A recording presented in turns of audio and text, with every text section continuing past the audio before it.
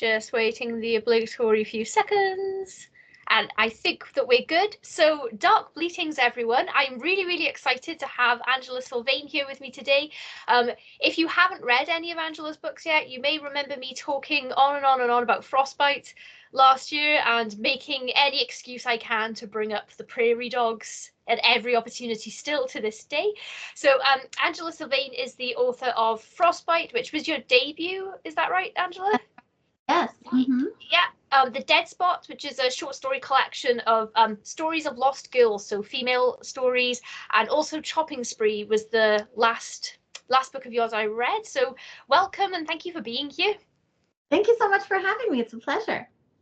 I'm really excited to talk to you because you're an author that I discovered through, I think you asked me to review Frostbite. And then from that point on, I think I just told you, oh, just send me anything as it's coming out. Just, don't worry about, time frames or anything. Just send me whatever you have and I will read it, because you became an automatic buy author for me after the first book. That's awesome. Thank you.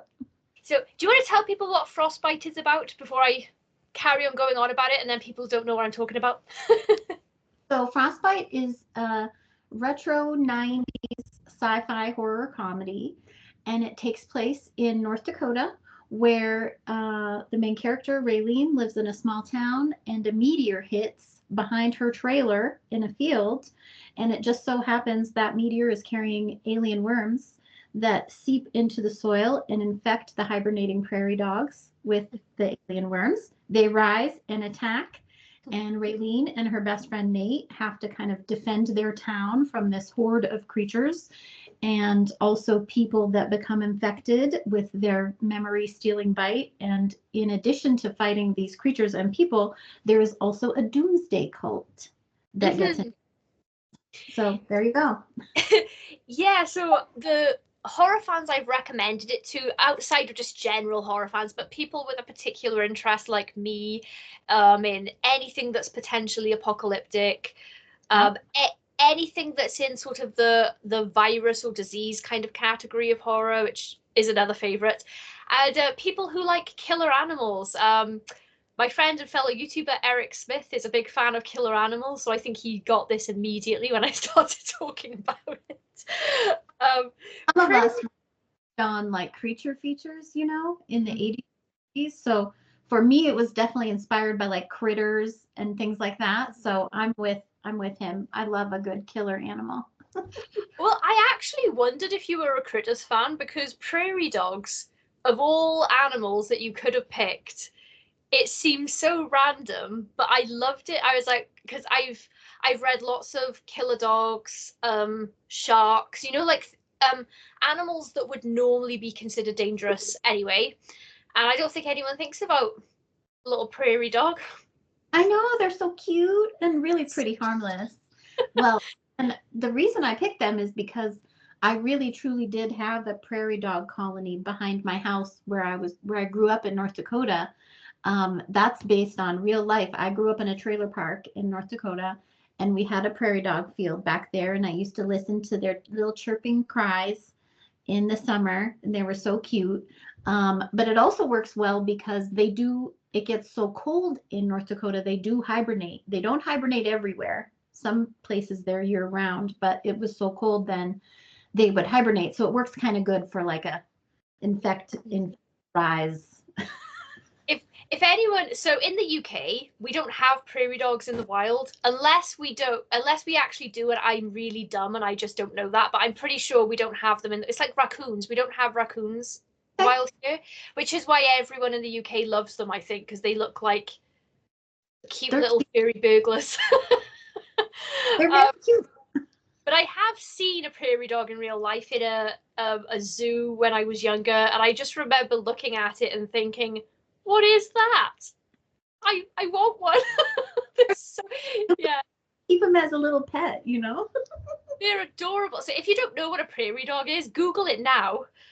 Pause and Google and then come back to us, because they're so cute. But I think that was because the book is funny, but it's not silly. It's very much a horror story, but the humor that you put is like the fact that they're prairie dogs is funny, even though what the prairie dogs are doing isn't funny. But like that's because it's such a cute image. That's why I think that the humor works so well without taking the book into any sort of spoof territory, and it quite firmly lands in horror for me.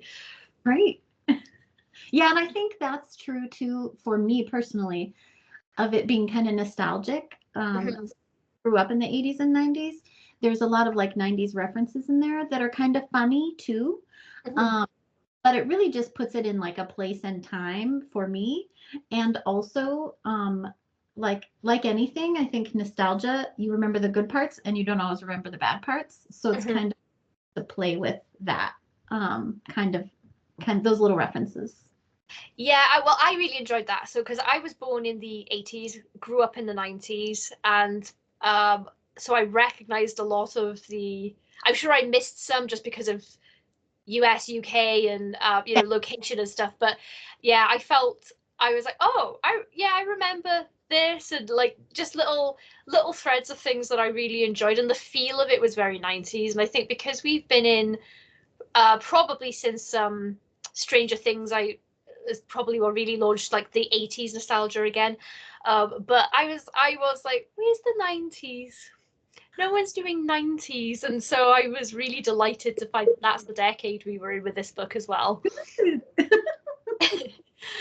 um, in terms, so this there's so much going on in this book. So when you try and describe it to people, it sounds like a lot, but you've all of the elements are woven together really seamlessly.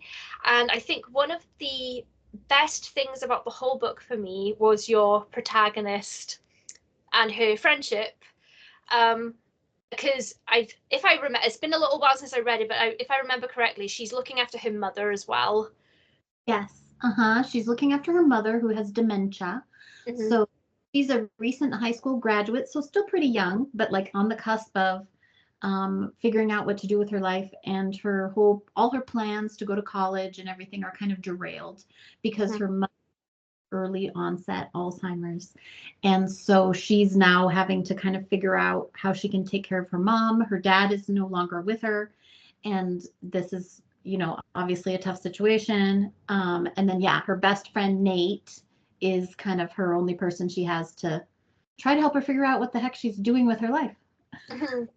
It was they were she was just a good person, and a really good character for us to get on board with, because like that at that age as well, that's so hard having to put your that's when people are excited and going off into the world and having to put your own ambitions and everything, or just your own life on hold, um, for to help somebody else. And not everyone will do that. Some people will get out of there as soon as they can and live their own lives and things. And so it was so easy to empathize or sympathize with her, and then just want everything to work out okay. And I thought that the friendship you painted with her friend was lovely as well, because I think I I read a lot of horror books. I get a lot of review requests, and I read a lot. Like basically, I only read horror, and I think that's something that is generally missing from the genre, unless I've just been reading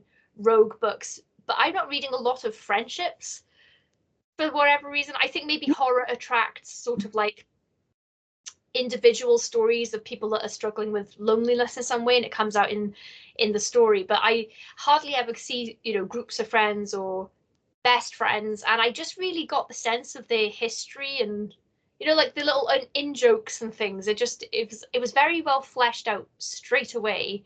And is that something that came easy to you as you were writing it, or was that something like in the redraft that you had to pull on a little bit? I pretty much knew right away I wanted it to be like a kind of a best friend story. Mm-hmm. Because I do think you're exactly right. There's a lot of individual stories, and I think there's a lot of stories with romance as like the two people are going to get together. And I kind of knew I never wanted to go that direction. And I think it's partially just because it's sort of a real world thing, right? I like this idea, even though it's a horror book, at the end of the day, it's about two normal people who don't have special abilities or anything. There's no powers or Mm-hmm. natural stuff happening. They just have to make the best of a bad situation and figure out how to take care of themselves and each other to like Mhm. make. So it's kind of like a story of like the power of friendship, and like as long as maybe you have some other people on your side, maybe Mhm. you can take on whatever is happening, however big and overwhelming it feels. Maybe you can do it. So Mhm. that's kind of like the core of the story, what I wanted it to be about from the beginning. Yeah, I loved that element of it because it actually got me thinking. I was like, wait, how many stories do I actually read where we've got a good, like, sort of like platonic friendship going on, and it's not a partner or a sibling? Because I do read a lot of stories where there are siblings, usually with some sort of horrible stuff going on with the siblings. I think maybe that's why one of the reasons Stephen King's It is so popular, even though that was written decades ago. But that really is about friendship, and there are so few horror stories like that. So I enjoyed it here, and I also. I don't want to give any spoilers for this book at all, but I also really enjoyed all the dynamics in Chopping Spree. Oh, good, thanks. Yeah, I initially when I started reading that, I thought I was wondering if it was so it's YA characters. Yeah. And I thought, is this a YA book? But then the further you go in, the further I was like, oh no, I don't think it is. Gets pretty violent. um, Yeah. but the I really enjoyed the dynamics in that as well, and that one was hard for me to write a review of because the elements I want to talk about were so much fun to discover. I really am very adverse to giving spoilers in anything when I write a review. But that one is starts off with like a sort of serial killer kind of mystery. And then there's other stuff Yeah. that I was Kind of, not expecting. it's like if you like a classic slasher, this one happens to take place in a mall and it's got some 80s kind of references. But about halfway through, it takes a turn. It Mhm. becomes a different type of story. So it's like a slasher with a twist, I would say. Yeah, and it was such a fun twist because I I do like the slasher genre. It's not one of my favorites, but I do like uh there are exceptions to that for movies for me and stuff. So I really like things like Scream over Friday the 13th or something. But I just thought that because there's because an element of the serial killer stuff is so mysterious, I was like, huh, this is quite different. And then when we get to the the turn it takes, that's sort of one of my favorite subgenres of horror. So I was delighted and I was so surprised when we got there. Did you know? So when you were thinking about the story, did you know that that's where you were going? Like, where did you start with serial killer, or did you start with the back half of the book? I started with wanting to write a slasher, Mm-hmm. but with the idea of doing something else with it. Like, Mm-hmm. because slashers have been done Mm-hmm. so differently, and looking at like, who would actually be serial killing these people? What's their motivation? Where are they coming from?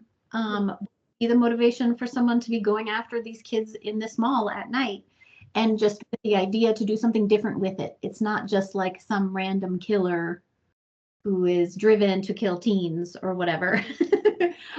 What else could it be? So yeah, that was kind of the idea from the start, and the turn that it takes is also one of my favorite things Mm-hmm.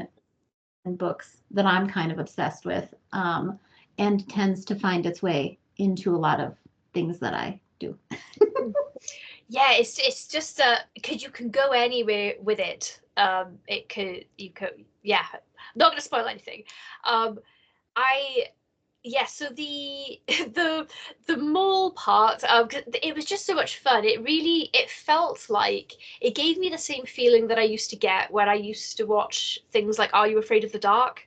When Yeah, I'd get so excited about, and I remember there being a couple that were set in malls, and but obviously the characters are always kids and teenagers in that show, and I had that same sort of like excited feeling as I was like, oh my gosh, nothing reminds me of Are You Afraid of the Dark? Because it's I don't know, I still have the DVD box sets of those. I was a bit obsessed, but yeah, you really did capture the feel of just like that kind of fun fun horror story. I think that that's what I really like about your work. Is again, because I read so much horror, I kind of feel like I know where the trends are now. I'll notice that a lot of books that come out in one year will be sort of metaphorically about something or whatever. Mm. And there's a lot of psychological horror at the moment, lots of stories that are sort of like stem from trauma type stories. And I really enjoy those. And there are some great books out there, but sometimes I just want to read a good old fashioned fun horror story that isn't going to make me feel dead inside at the end. Same with me, and horror movies too. I'm the same way. I like a little lightness with it, Mm-hmm. so that something where dark things are happening, but I may not even catch them all at the moment. You know, Mm-hmm. you're thinking back on it, I'm like, oh, okay. But I think it makes it like a little more palatable, a little more fun. Mm-hmm. Um, as a writer, for me, it's easier to live in a world for a year or however long a book will take when there is some lightness in it too. It's hard to exist in the universe as a writer, like if it's too dark for me personally. So, Yeah, it's 'cause I think that's the difference with reading and writing as well, because I'm a reader and a writer, and I also the the stories that I've had out just such shorts at the moment, but the feedback I get is people like my comedy horror stuff, but whenever I get like really good reviews on a story, it's something that's like horrible, like one of my most straight up stressful stories. And I'm like, well, I'm glad people are getting stuff out of that because when I finished typing it, I felt down. yeah, same for me. And my short stuff ends up being darker. Like if I Mm. write a short story, it's generally in tone, not as much comedy. Um, but yeah, it's hard sometimes. It puts you in a dark place. You're like, okay, glad I'm done with that. Yeah, but when you're writing something humorous, that's very fun. I when I still lived at home with my mum and I'd be typing away, she said she knew I was writing something because she could sort of hear me typing and I'd be like chuckling away to myself. And I was like, well, I find myself very funny apparently. I don't remember. That's like a subconscious thing, I guess, that was coming out as I was like thinking of things. I think you never know if anyone else is going to find it funny. You just hope for the best, don't you, when you unleash it? But And I think if you put your genuine feelings in there, most of the time people are going to pick up on that. And I think that that's the fun part about writing horror and talking to other people who get it is that you can actually do things that are really horrible and yeah. funny at the same time, you know? You can have skills that are like ridiculous or whatever, right? Those things can go hand in hand and it's funny when it works out. I think their horror and comedy marry together really well because it like anything funny does tend to break like an anxiety spiral you can put somebody Mhm. in as a reader because and sometimes you're really grateful to get to it even though you might have been really invested in whatever was stressful about the story, but then if you get a little laugh as well, you're like, oh, thank God, okay, Yes, everything's exactly. fine. Release, you know. And Mhm. structure wise, it works well together too, because I think horror is about like building suspense and tension and then having like a sort of the scare. And comedy is about like kind of the setup and the punchline. So the structure works well together. So yeah, I'm a big fan.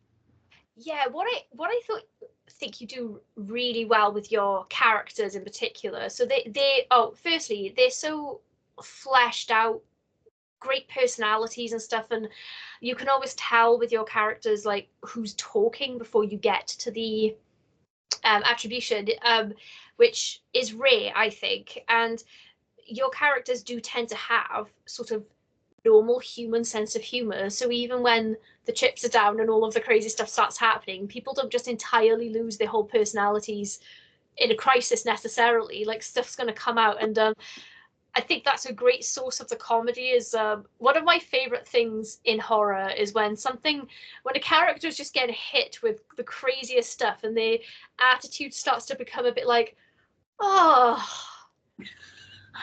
this oh, I just dealt with a thing and now I'm gonna deal, yeah, rather than it doesn't always have to be screaming and fainting and Yeah, sprinting away. Like sometimes people just go, oh God, no, no more, I've already dealt with a thing. exactly.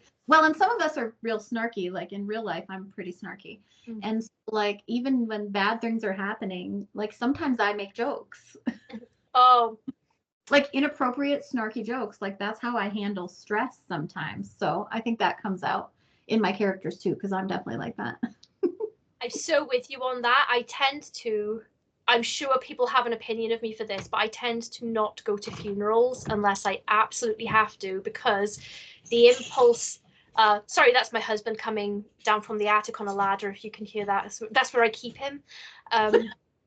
He's fed. Don't worry. Um, um, yeah, my impulse, if other people around me are stressed, or if I'm very stressed, is to just start cracking jokes, and I have learned that I have no control over it at a funeral. I just start saying the darkest shit, and I'm like, oh, so yeah, if unless it's like family and people will assume something awful if you don't go, I avoid, because I just think I can't can't do this. You know what? You know your boundaries. You know your limit. Yeah, I just don't want to make everyone else feel uncomfortable by making weird jokes at the worst times. With your shorter fiction, then, yeah, because I did notice a tonal difference with the Dead Spot. I really enjoyed those short stories, by the way. Especially Astronaut Dreams. That was my favorite. I loved that story. Not very, again, with the animals, because it's not very often that you get to see bees. I know. And I think it was fun for me to like play with it in a punny way, because they're zombies. They're basically zombies, and I like that. Yeah, I loved it. I when I was doing my review, I was like, oh my god, I can whip out that Nicolas Cage gif. Yeah. From the Wicker Man remake. I never get to use this for something that's actually got bees in it. So, yeah, that's such a great idea. Such a great twist on a very well worn subgenre of horror. I love zombies. Me too. But I've written a couple of shorts, but I haven't really gone into zombie territory because I feel like I don't have anything new to add to it. And until I get that sort of spark of an idea, I probably won't bother. But this was so different because I have never seen that cause before. That's way scarier as well than I don't know, any other creature, because how do you get away from You can't. bees? No, and I have to say I have a fear of bees, and so it's something I've worked really hard to overcome, because I know bees are actually very nice and good for the environment and everything. But I was stung by a bee as a kid, and I've had a fear of bees ever since then. So that is also part of what inspired the story. Well, I not bees, but I am afraid of wasps, because I had a childhood incident where a wasp flew into my mouth, stung my tongue, and I was trapped on a Swiss. It's a long story, but and when I was an adult, my next door neighbor had a blackberry bush, and they used to just never pick from it. They just let everything die. So I thought at 5 a.m. one day, I was like, I'm just gonna take some blackberries. They won't even miss them. It's fine. And when I let a branch go to swing back after I'd picked from it, I just heard bzzz, and then wasps. No. Oh yeah, and I was running, and I learned you can't really outrun a what's the I've lost. What's the plural term for wasps? My brain's gone blank. A swarm of wasps. Swarm. Yeah. I got stung a little bit. I thought that's instant karma. This is what happens if you steal people's fruit from the gardens. Or like, that's what I get for trying to take blackberries. Yeah, I just didn't want them to go to waste. They look delicious. So with the short stories, do you think that you write a little bit more savagely, let's say, as a compliment, because you're in the headspace for a shorter time, so it's less traumatizing to do it than in a novel? For sure. Yes, that helps. As it gets longer, it just naturally gets a little bit lighter and funnier when I write. But also, I pretty much almost without exception write from the perspective of women and girls. So it's always like a woman or a girl main character. I can think of maybe like once or twice I've written a story with the perspective of a guy. And I think that unfortunately for us, like Yeah. in a dark place, because I think about, the things that women and girls face in the world every day and the battles we have to fight. Hmm. And that sort of influences, if I'm putting my characters in peril, it can kind of go to dark places. Yeah. Even though it can be fantastical and stuff, and you can add those elements, I think it just sort of naturally goes a little dark, Hmm. sadly. Yeah. We have a lot of it, like a lot of additional fears. That works its way into my fiction quite a lot in ways that people probably don't notice, but I feel like other women would notice. Yes. Um, it's a very bizarre world we live in, and sort of the difference between what people have to consider. I had blinds fitted around my house once, and someone came to just take the measurements and stuff. This guy, and he didn't know that my husband was in the house because he was just quietly working in the living room. So he thought I was here on my own, and he just made a comment about he's like, "Oh, you can run around naked and everything now," and yet, and it just made me feel. And my husband was like, and then when he left, this guy, my husband was like, is that what you're talking about when you say you just never know if someone's weird? I was like, yeah, because they're probably not. And he was like, I can't believe that. He was like, the first time I've ever been here when a man's come in, like, so a tradesperson as well that you're paying. He's like, I can't believe the first time I'm here when someone's turned up, that's happened, and I've heard it. He was like, I'm so angry. I was Yes. like, yeah. And from our perspective too, you don't always want to call them on it either, because you don't want to start something. You don't want to like start conflict, and like, yeah, it's just such a. Yeah, Mhm. because you don't know. Because yeah, and I'm sure this guy was just being cheeky and had no idea that inside I went, oh, but you don't know, do you? And No. changed his tune immediately once he realized there was a man here. He was very respectful all of a sudden, and Yeah. I just, but yeah, like probably a harmless guy that didn't even realize what he said, the implication or whatever. But I was just like, yeah, this is the world we walk through. It's just, Right. yeah. Um, yeah, your shorter stories, it was actually so because I read Frostbite first, I was like, okay, I know Angela's writing now. And then I read The Dead Spot and I was like, total switch up, and I really enjoyed it. Because I thought that I knew your writing style, and you have, well, you do have a writing style, but yeah, you were just much darker there. And then I went on to Chopping Spree and I was like, oh my god, this is the funniest yet. Um, but with all those stabby bloody horror elements.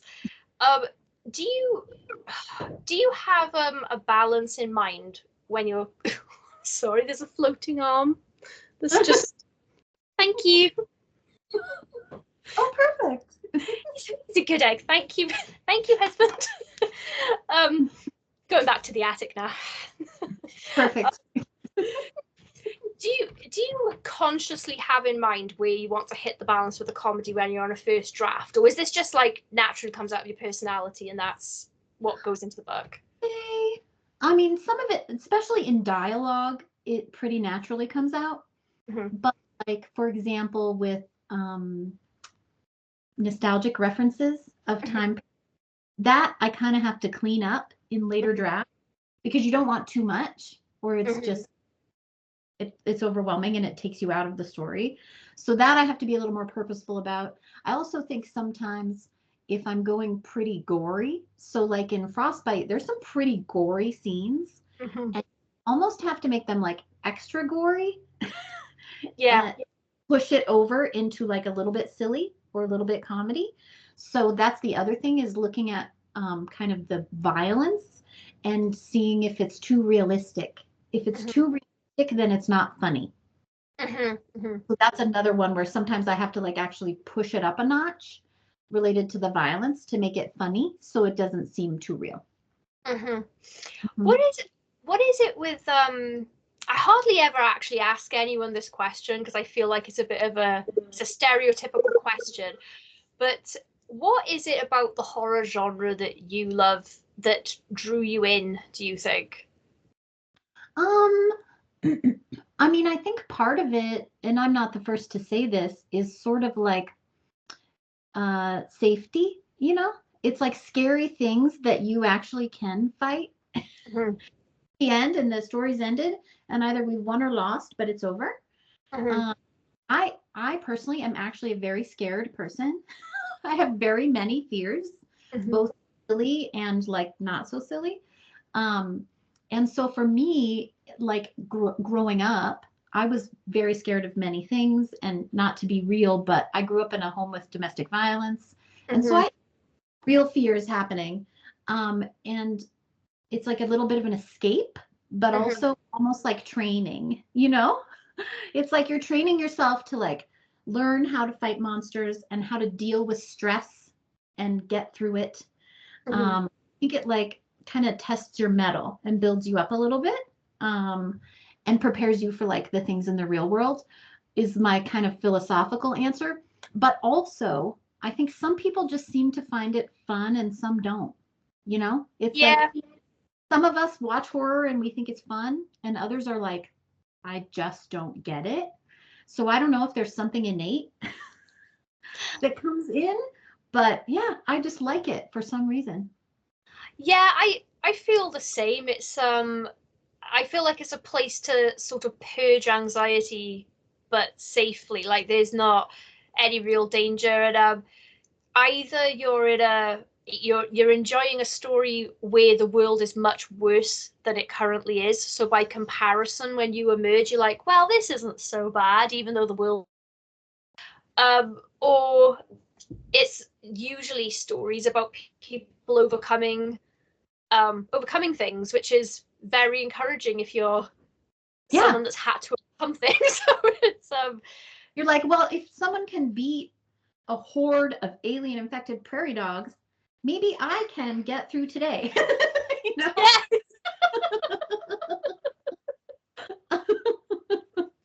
Yeah, you're like yeah, anytime I always turn to reading when I'm really stressed, and I pretty much only read horror. I have branched into other genres on occasion, but I just find that I just want to come horror's home to me for whatever reason, and I feel most comfortable in it. Yeah, um me too. what do you think of the sort of the criticism that comes out from outside of the horror community, then people who don't read or watch horror films, um, and they always seem to have this impression that people who enjoy horror are somehow demented, and we must be angry, scary people. Do you have any thoughts about that kind of stereotype that we've all been Well, tarnished with? you know, personal experiences, the horror people are the nicest people. You know, Mm-hmm. not without exception. Certainly there's bad eggs in every group. Mm-hmm. Um, but I find the horror community to be lovely, like some of the loveliest people I have ever met. Um, and I think so. So A, they're just wrong, but B, I think maybe part of it is because we're all doing these stories that aren't just easy, right? It's not like such easy stories to get through. I feel like we're all kind of doing group therapy or something, and we're probably much more well adjusted and in touch with what our own fears are and kind of what our own triggers are. And we've done a lot of that internal work that I think actually kind of makes you a better person, maybe more well adjusted in the world because you're facing those things. So yeah, they don't get it because they haven't done the work, but I think it's the opposite is true. Horror Yeah, fans, I've found the people in the horror space to be wonderful, for the most, a couple of bad eggs, but I find as well that if somebody is revealed to be not the greatest person, the horror community takes it seriously, which is mm, different from other spaces, I have to say. And yeah, I always feel really safe when I go to horror conventions, which I was talking to my husband about that before, about how these are the female male divide at these things is very skewed. It's usually a lot of men at horror conventions and things, but I don't feel on guard the same way I do in those spaces as I do anywhere else. totally, 100%. Um, so yeah, so it's a very nice group of people to be a part of, even though everyone else looks at us a little bit. I find that with people who like heavy metal, the Yeah, nicest crowds, and yet everyone seems to think that we're trolls or something. Comes straight out of Mordor. Exactly right. I got a little into heavy metal in high school, but more like alternative music and like, punk and things like that. Same thing. There's judgment there, but actually I think that's a lot of very nice people. So Yeah. I made a friend at a heavy metal festival once because I was really hungover and I was sitting in the doorway of my tent feeling quite unwell, self-inflicted obviously, but and all my friends had left me to go see the bands and I was like, just go on without me, save yourselves. And then this guy came over with coffee and a roll and he was like, hi, you just seem like you need this. And I'm friends with him 15 years later. oh, nice. Good people. Do you listen to music when you write? I do, yeah. And it depends. It depends what I'm writing. So when I'm writing nostalgic stuff, I usually listen to stuff from that time period. So like both Frostbite and Chopping Spree have playlists with them because I love music so much. And I think for nostalgia, it works really well. So basically, I listen to those kind of playlists while I'm writing just to kind of put me in the headspace of that period. But then if I'm writing something a little darker, I'll listen to different kind of music. So like if I'm working on short stories or what have you, probably a little more ambient, darker music. Like with some of the stuff in the Dead Spot. One of my favorites actually is the soundtrack to Killing Eve, the show. Has a really nice dark soundtrack.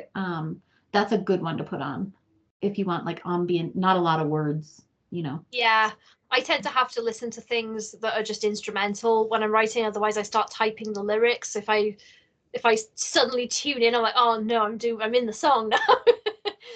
So no heavy metal generally when you're writing. Not unless it's something I've listened to 1,000 times and I can sort of zone out. But otherwise, I listen to video game soundtracks mostly. Other people say that too. Yeah.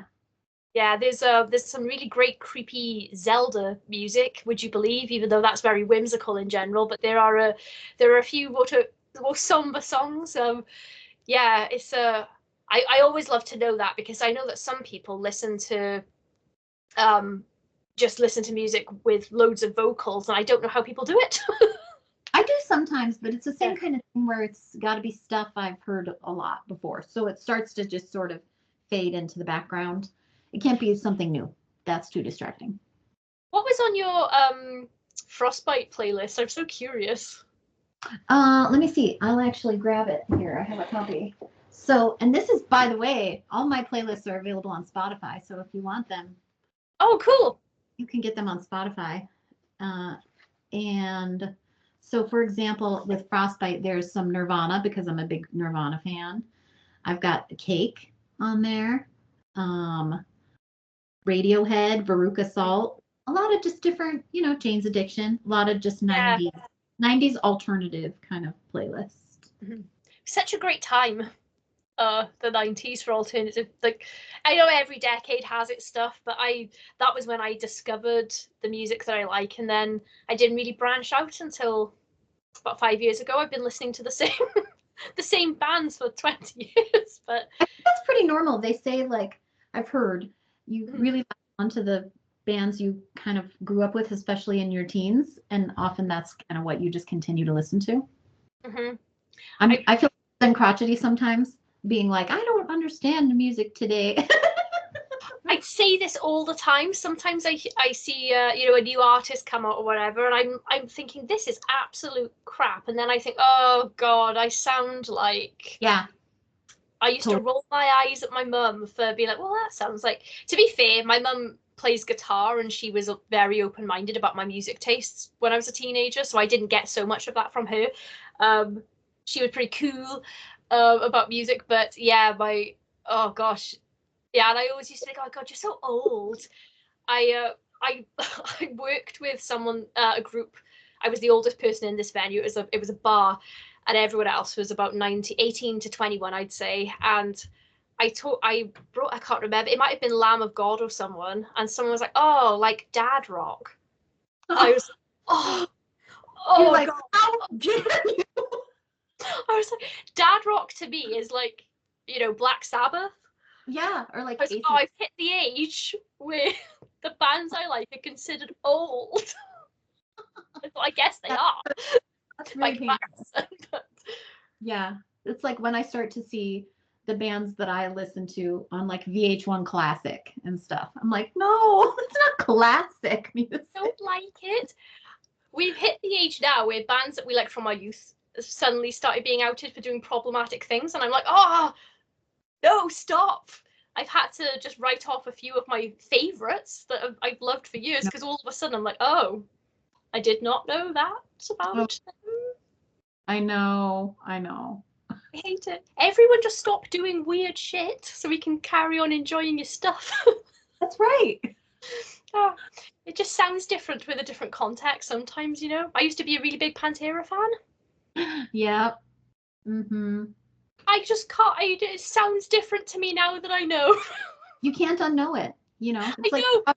problematic authors too that I've like loved in the past. I'm like, I'm never gonna be able to support them again or read things I once loved because I can't not think about it. Like, Yeah, I was very late to the Harry Potter party. I read them about 6 months before all of the stuff came out with J.K. Rowling, and I was raving to everyone. I was like, "Oh, I've had such a great time! What a magical time I've had!" And then straight away, I was like, "Oh, great. not Never. reading those again because I'm gonna see stuff in them, and it's gonna tarnish my memory." And also, never buying anything that she puts out ever again. That's right. Total cutoff. Yeah, Yeah, agree. such a shame. But No, what can you and do? it's always one of those things too where I feel like people don't have any self-awareness.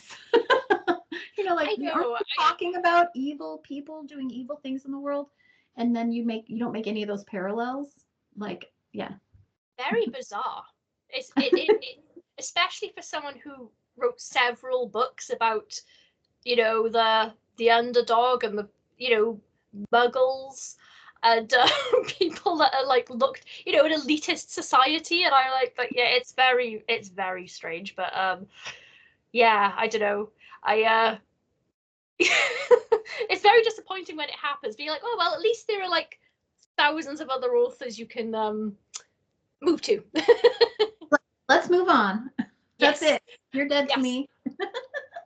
Do you like to read the same kind of fiction that you like to write? I do, but I probably am a little more diverse in my reading.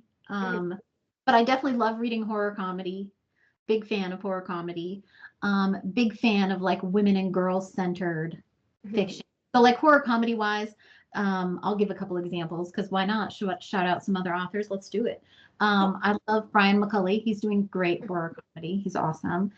And so that'd be like recent one I love there. And then as far as like sad girl horror, I guess I would call it. I love Gwendolyn Keist. She's like one of my faves. Haunting of Velkwood was amazing. But then I also read other things. Like I think it's all sort of frankly horror adjacent. So mhm. I like thrillers.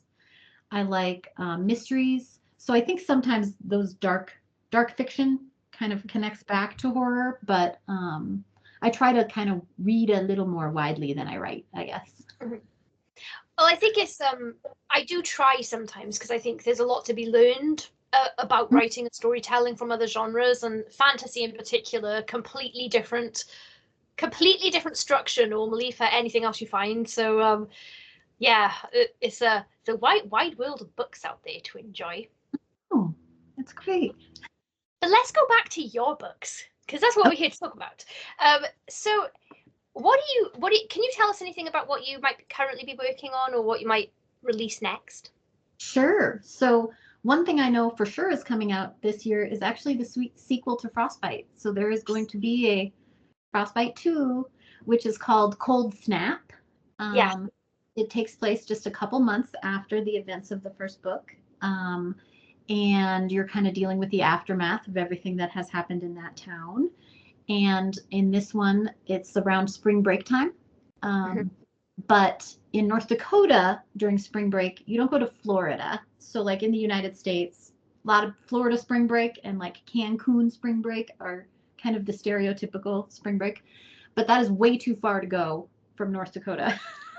So we Okay. used to go up to Canada because we're just below Canada, and their drinking age is 18. So we would just cross the border into Canada. At the time, you didn't even need a passport. You just like driver's license up there to party. So yes, this will take place during spring break, 1999, and we're crossing the border into Canada. So yeah, Oh, that's I'm going to excited. October of this year, October 2025. That will be coming out. Oh, you But heard that here, everyone. yeah, you heard it here. Yeah. Oh, And I I'm just really like a draft to my editor, so I'm waiting for that's like almost done. oh my gosh, I'm so excited to hear that because I really loved Frostbite, and anyone that watches my channel or reads my reviews regularly will know that that was like one of my favorite books. It must have been the year before last now that I think about it, but I was talking about it incessantly after I read it. Because I just had such a good time with it. I usually I say this kind of thing like after we stop recording because it sounds I don't know how it I worry about how it sounds, but I genuinely only ask authors on to do these things when I really sincerely love your books.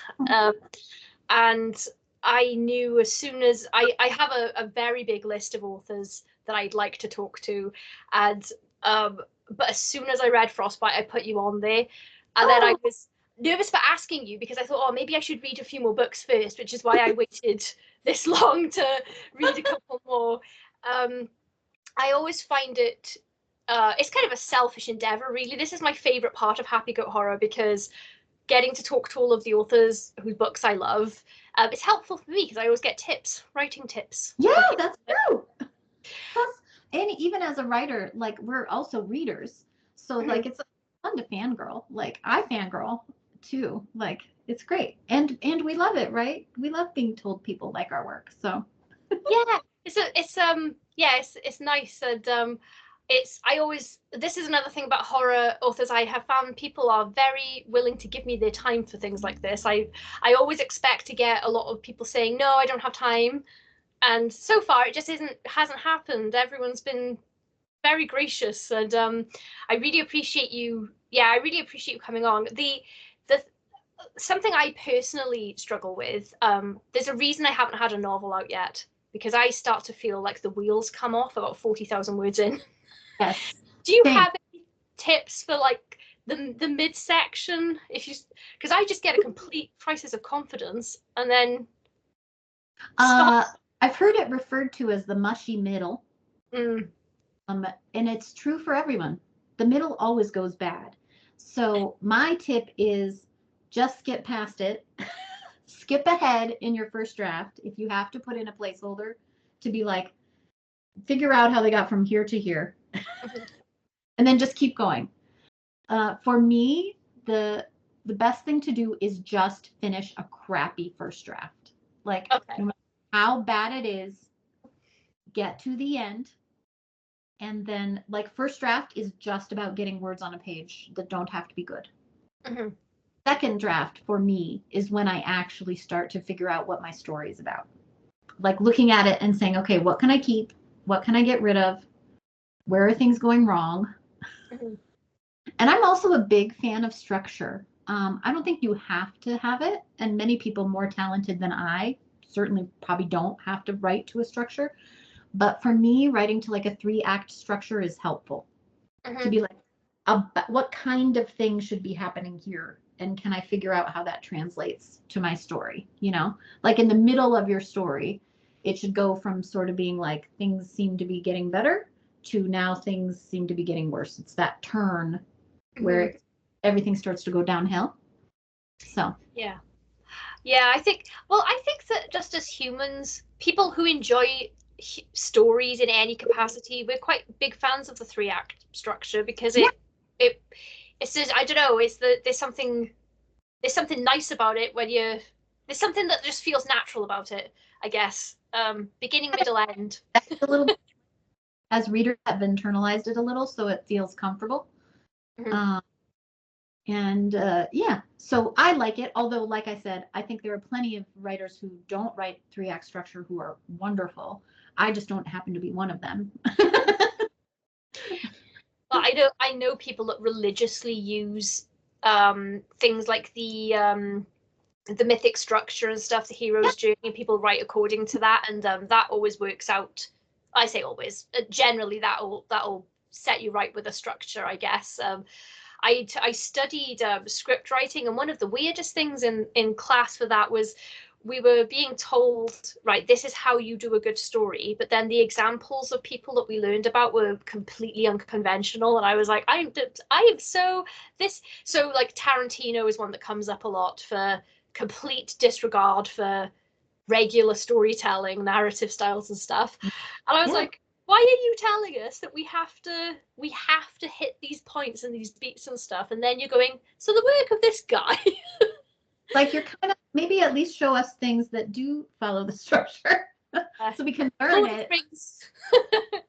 That's the one everyone comes back to is Lord of the Rings, because that's a structurally pretty sound that as a trilogy. But yeah, it's I love hearing about every author's mindset when they're writing, because every single one of you says something completely different. And it has taught me that there is no right or wrong way to do anything. There's like good guidelines to stick to, but yeah, everyone has a different process. Do you write every day? Do you have like a word count or anything? No, I usually, if I'm like actively working on a book, I try to get 7,000 words a week if it's like my first draft or an early draft. But I don't tend to write every day, and I don't agree with the adage that you have to write every day to be a writer. I think that's dumb. I generally write on weekends just because that's when I have the most time and the most like solid, like a chunk of time, you know? I'm not as productive when I write for just like an hour. I need like 4 hours straight. So yeah, I usually just write on weekends mostly. But sometimes I take long breaks where I don't write for like a month just because I'm feeling it. I think that's okay. Whatever your process is, you know. Yeah, I think whatever works for the individual. I think the stress of feeling like obligated to do things a certain way messes people up. It's not practical for everyone to write every day, and No. some people can't. A lot of people can't. I always beat I've relaxed about it now. I used to beat myself up about that all the time because I got that into my head. Got to write a little bit every day, but I suffer with migraines, and for 3 or 4 days at a time, I can't look at my computer screen at all, so I can't do anything. And you feel bad about that. That doesn't mean you're not like a writer. Yeah, my mindset used to go, "Oh, come on now. Do you want to do this professionally or not?" But then, like, I'd be like, "Well, I've gone blind in both of my eyes, and I've been like in the dark. I don't know what to do." I mean, my body is like, this is not happening. Like, don't know what to tell you, brain. I can't physically do it. So, I think that's a very reasonable excuse. yeah. What was your? Can you remember what your first horror love was in any medium? Yeah, I was actually I literally just wrote a creative nonfiction piece about this, so it's fresh in my mind. And it was Bunnicula. So I don't you know what Bunnicula was, but it was a children's book series, little chap books that I probably read when I was like 5 or something, maybe 6. And it's about a vampire bunny. So it's about a little bunny. This family finds a bunny at the movie theater when they go to see a screening of Dracula. And this bunny has little fangs, and his fur has the markings of a cape. And they say, "Oh, he's so cute. We're going to take him home with us, and we're going to name him Bunnicula." And he gets to their house, and he starts. He feeds on vegetables, so he sucks the juice from vegetables, and they turn white and shriveled. Oh, And it's so cute. It's adorable. And there's a dog and a cat who are very suspicious of Bunnicula, and they want to expose him for the monster that he is. So yes, that was my first like memory of reading something horror related. And I still love those stories to this day. Obviously, they're very sweet, children's stories. They're not like truly that scary, but it's like a toe into horror. And on the watching side, I think the first thing I can remember seeing was the movie Cat's Eye, which Oh is like, yeah. you know that one? Oh yeah, With, yeah. with little Drew Barrymore, Yeah. and the troll that like tries to suck the breath from her. Mhm. And I clearly remember like hallucinating seeing that little troll like peek into my bedroom door and being like, no. So, yep. What about you? Do you have a first memory? Cat's Eye was an early one because my mum's a King fan, and so I think she was letting me watch more King stuff than other horror stuff when I was younger. She did have a cutoff though. I was not allowed to watch it or, The Shining or anything when I was really young. Um, Cat's Eye must be. Return to Oz is probably my lasting favorite because that is a horror. I don't care what anyone says. That is a horror film. Mhm. I agree. I think you're right, especially for a kid at that age. Like, yeah. Yeah, but I was just met because I wasn't. I obviously saw The Wizard of Oz first, and that really just wasn't for me. I wasn't really a musical kid. I didn't really like a lot of Disney either because of the songs. I'd just be like, oh, they're singing again. Sorry, it's my cat attacking my carpet. Do you mind? Hey, sorry. I love it. But then, yeah, when I got to Return to Oz, I was like, oh, okay, this is kind of more, I guess this is what I like. And for me, everyone always talks about the Wheelers, but it was the heads in the cabinets for me. Those are When creepy. when they were all screaming because Headless Mombia's got up, and I thought that is who put that in a kids film. I mean, I'm glad they did, but I agree. horrifying. Yeah, it's like that's definitely a gateway film if nothing else is, because you expect Munchkins going into that. It's just No, wild. totally different tone. Have you ever read the books? No, I haven't. Have you? No, they've been on my list forever, but I just haven't got around to them yet. But I'm hoping that they're kind of scary. Yeah, So, maybe. oh, and Alice in Wonderland. I know a lot of people wouldn't consider that horror, but that was one of the few Disneys I loved, and it was because it was scary to me, I think. It has some creep factor. I mean, yeah. I mean, they're trying to kill her. It's like off with her head and everything, right? Yeah, So, the Cheshire Cat is deceiving her to try and get her beheaded at all turns, and everything there is a bit weird and off. And I guess yeah. it just really spoke to my soul. Everybody's eating drugs and stuff, it's like little potions and mushrooms and Yeah, yeah. I'm not sure how good of an influence it is on children, but it's a good time.